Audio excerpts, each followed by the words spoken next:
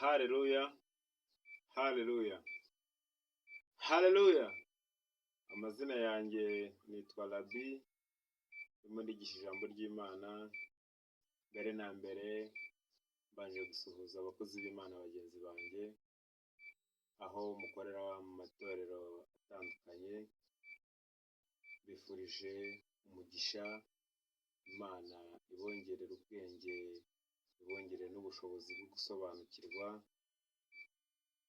Ndahamagara abana bo ku muhanda, ndahamagara abana bari mu buzima butandukanye, cyane cyane abana bari mu buzima butabashimishije.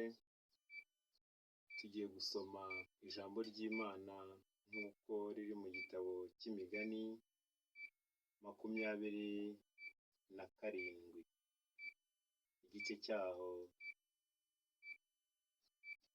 cya mbere, igice cyaho cya 27, umurongo waho wa mbere.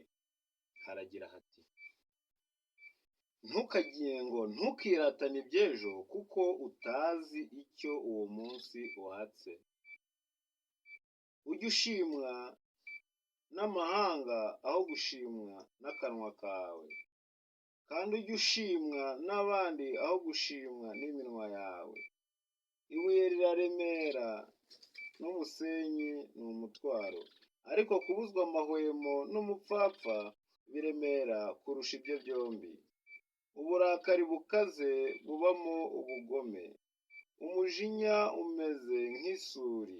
Ariko se ninde wakwihanganira ishyari? Gucyaha umuntu ku mugaragaro biruta urukundo ruhishwe. Mwakire ijambo ry'Imana.